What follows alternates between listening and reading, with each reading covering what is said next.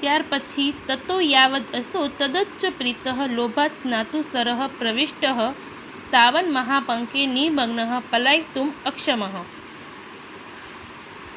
તતો એટલે કે પછી, યાવદ અશૌ યાવત વત્તા અશૌ એટલે કે તેના વચનથી, તદ વચઃ સંધિ છે તત વત્તા વચઃ ત્યાર પછી તેના વચનથી, પ્રીતઃ એટલે કે પ્રસન્ન થયેલો. હવે અહીં વાઘે જેટલું બધું એને સમજાવ્યું કે હવે હું દુરાચારી નથી અને ભલે હું વિશ્વાસના પાત્ર ન હોઉં પણ મારી સાથે જે ઘટ્યું એના પછી તને મારા પર વિશ્વાસ કરવો જ રહ્યો, તો તેના વચનથી પ્રસન્ન થયેલો. લોભાત એટલે કે લોભ વડે આકર્ષિત થયેલો. સ્નાતુમ સરહ પ્રવિષ્ટઃ સ્નાતુમ એટલે કે નાહવા માટે, સ્નાન કરવા માટે, સરહ એટલે કે સરોવરમાં, પ્રવિષ્ટઃ એટલે કે પ્રવેશ્યો. તાવત મહાપંકે નિમગ્ન સંધિ છે તાવત વત્તા મહાપંકે અને ત્યારે જ મહાપંકે એટલે કે ઊંડા કાદવમાં, નિમગ્ન એટલે કે ડૂબી જવું કે ખૂપી જવું. હવે મુસાફર છે એ મોટા ઊંડા કાદવમાં ખૂપી જાય છે. અને પલાયતુમ અક્ષમ, પલાયતુમ એટલે કે નાસી જવા અસમર્થ બને છે. અક્ષમઃ એટલે કે અસમર્થ બનવું. હવે મુસાફર છે એ વાઘનો વિશ્વાસ કરી સ્નાન કરી કાદવમાં આગળ વધે છે, પરંતુ તે અંદરને અંદર ખૂંપતો જાય છે. પલાયી તુમ હેત્વર્થ કૃદંત છે, તુમ પ્રત્યે લાગ્યું છે, પલાયી તુમ. અને અક્ષમઃ એટલે કે અસમર્થ બને છે. હવે એનામાંથી બહાર નીકળવા પણ આપણે જાણીએ છીએ કે કાદવમાં એકવાર પગ ખૂંપે તો આપણે અંદરને અંદર ઊંડા ઉતરતા જઈએ છીએ. તો એવી જ રીતે મુસાફર પણ બહાર નીકળવા પ્રયત્ન કરે છે પરંતુ અસમર્થ બને છે. તમ પંકે પતિતમ દ્રષ્ટવા વ્યાઘ્રો અવદત.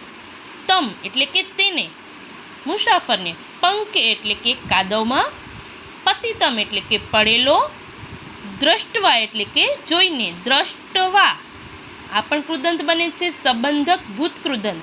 ત્વા પ્રત્યય લાગ્યું છે, દૃષ્ટ એટલે કે જોવું, દ્રષ્ટવા એટલે કે જોઈને. વ્યાઘ્રો અવદત સંધિ છે વ્યાઘ્રહ વત્તા અવદત, વાઘ બોલ્યો. અહહ મહાપંકે પતિતો અસ્મિ. અહહ એટલે થશે કે અરે રે, અરે તું તો મહાપંકે, મહાપંકે એટલે કે તું તો ઊંડા કાદવમાં, પતિતો અસ્મિ પડ્યો છે. હવે અહીં વાઘ છે એને પોતાનું કામ તો થઈ ગયું, મુસાફરને લોભથી આકર્ષિત કરી કાદવમાં એણે બોલાવી લીધું, એટલે વાઘે પોતાનું રૂપ બતાવ્યું અને કહે છે અરે રે તું તો મોટા કાદવમાં પડી ગયો, ઊંડા કાદવમાં પડી ગયો.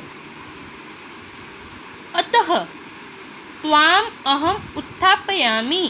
અતઃ એટલે કે આથી, ત્વામ એટલે કે તને, અહમ એટલે કે હું, ઉત્થાપયામી. હવે વાઘ છે એને કહે છે કે અતઃ એટલે કે આથી, આથી એ અવ્યય છે અતઃ, આથી હું તને ઉત્થાપયામી એટલે કે ઊભો કરું છું. હવે વાઘ અહીંયા પોતાનું રૂપ બતાવે છે અને એમ કહે છે કે હવે હું તને ઊભો કરું છું, અને એ પણ કટાક્ષમાં. ઇતયુક્ત્વા, ઇત વત્તા ઉક્ત્વા, ઉક્ત્વા એટલે કે કહીને. ત્વા પ્રત્યય લાગ્યું છે એટલે કયો કૃદંત બનશે વિદ્યાર્થી મિત્રો? ઉક્તવા, કહીને એટલે કે સંબંધક ભૂત કૃદંત. ઇતયુક્ત્વા આમ કહીને, શનૈહિ, શનૈહિ આમ કહીને, ધીમે ધીમે, ઉપગમ્યમ એટલે કે એ ધીમે ધીમે એની પાસે ગયો. તેન વ્યાઘ્રેણ ધૂતઃ સ પાંથો અચિંતયત. હવે વાઘ છે એને એમ કહે છે કે તું તો કાદવમાં પડી ગયો છે, હું તને બહાર કાઢું છું. આવું કહીને એ ધીમે ધીમે તેની પાસે જાય છે. અને વ્યાઘ્રેણ ધૃતઃ સ પાંથો અચિંતન, અને વાઘથી પકડાયેલો ધૃતઃ, ધૃતઃ એટલો અર્થ થશે કે પકડાયેલો. સ પાંથો અચિંત્યત સંધિ છે પાંથો એટલે કે મુસાફર, અચિંતયત એટલે કે વિચારે છે. હવે અહીંયા મુસાફર તો બરાબર ફસાયો હતો, એ વિચારે છે કે આ વાઘે તો અહીંયા કાદવમાં મને ખૂપાવી નાખ્યો, હવે એ મને બહાર કાઢવામાં આવે છે, એટલે કે મને બહાર કાઢવા માટે મારી મદદ કરવા માંગે છે. પણ ખરેખર આ કોઈક એની ચાલ છે, એણે મને ફસાવાનો પ્રયત્ન કર્યો છે. તો વ્યાગ્રેણ વિભક્તિ છે તૃતીયા વિભક્તિ એક વચન. વ્યાગ્રેણ એટલે વાઘથી થકી વડે હોય ત્યારે તૃતીય વિભક્તિ એક વચન બને છે. વાઘથી પકડાયેલો તે મુસાફર અચિંતયત એટલે કે વિચારે છે. હવે મુસાફર શું વિચારે છે?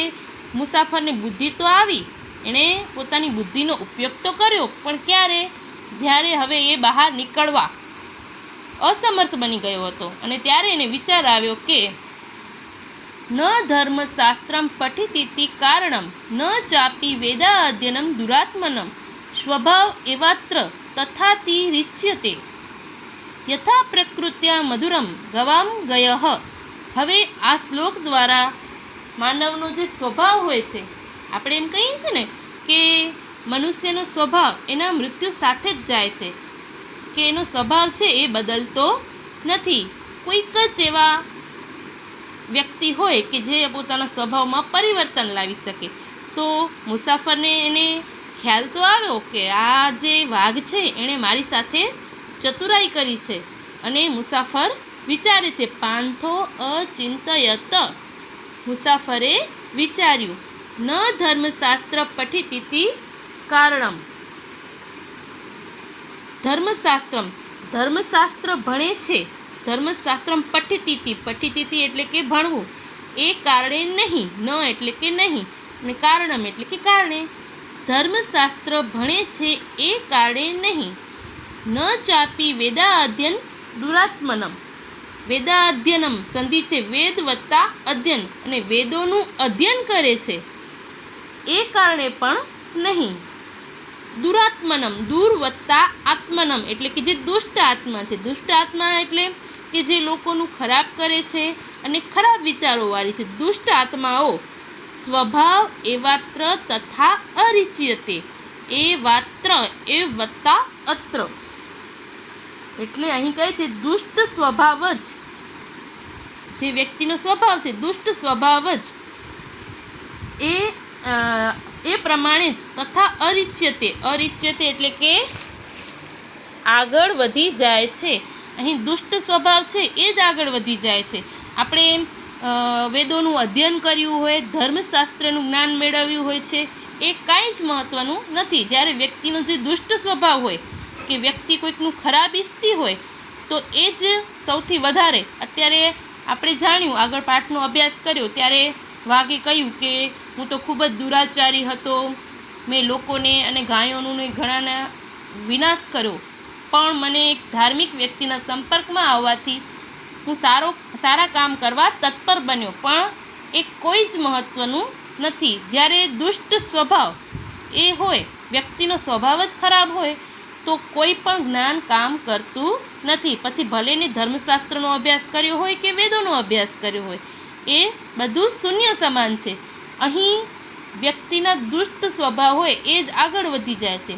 જે વાઘનો સ્વભાવ હતો કે મુસાફરને ગમે તે રીતે સુવર્ણના કંકણના લોભમાં મુસાફરને ફસાવે છે, અને અહીં વ્યક્તિ છે, મુસાફર છે, એ દુષ્ટ સ્વભાવમાં ફસાઈ જાય છે. એટલે પાછળથી મુસાફરને જ્ઞાન થાય છે કે ધર્મશાસ્ત્રોનો અભ્યાસ કર્યો હોય કે વેદોનો અભ્યાસ કર્યો હોય, પણ જો સ્વભાવ જ ખરાબ હોય, દુષ્ટ સ્વભાવ હોય, તો એ જ આગળ વધી જાય છે. યથા પ્રકૃત્યા મધુરમ ગવામ ગયઃ. હવે એક ઉદાહરણથી પણ સમજાવ્યું છે. યથા અવ્યય છે, જેવી રીતે.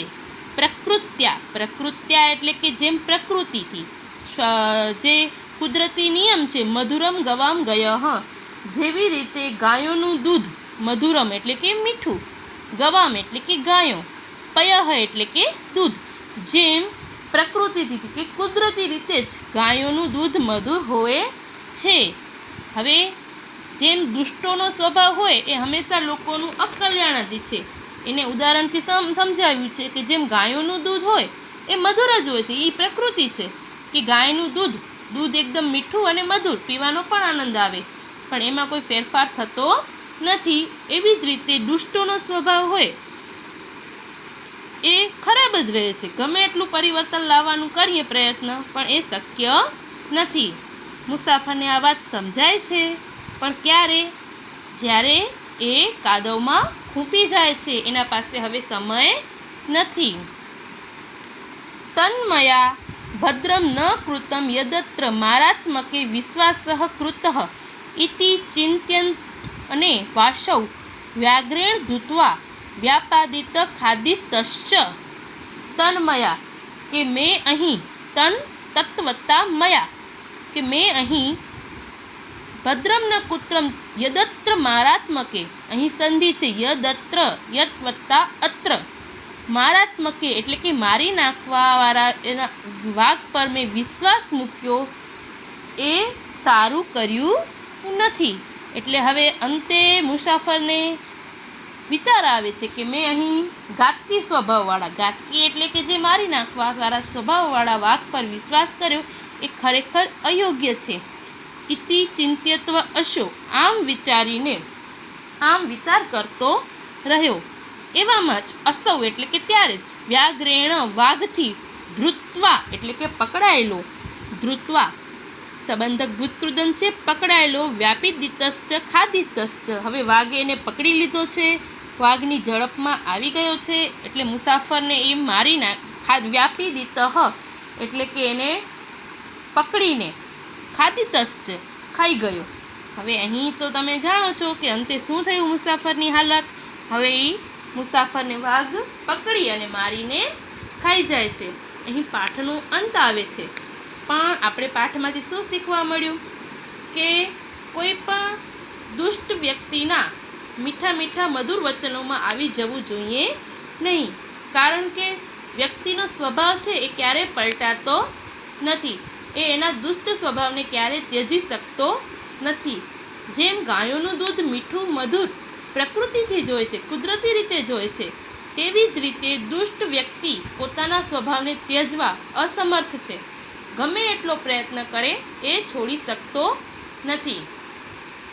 મહાભારતમાં પણ આપણે જાણીએ છીએ કે દુષ્ટ દુર્યોધન પણ એક સરસ વાક્ય બોલ્યો હતો કે મને ખબર છે કે હું અધર્મનું આચરણ કરું છું, કે હું જે કરું છું એ અયોગ્ય છે, પણ એ જાણતા હોવા છતાં પણ હું આ ત્યજી શકતો નથી. એ એનું એક ઉદાહરણ છે કે દુષ્ટ વ્યક્તિ છે એને સલાહ આપવાવાળા ઘણા હોય, પણ એ એના સ્વભાવને ત્યજી શકવા અસમર્થ હોય છે. આ પાઠમાંથી આપણને સુંદર બોધ પણ મળે છે.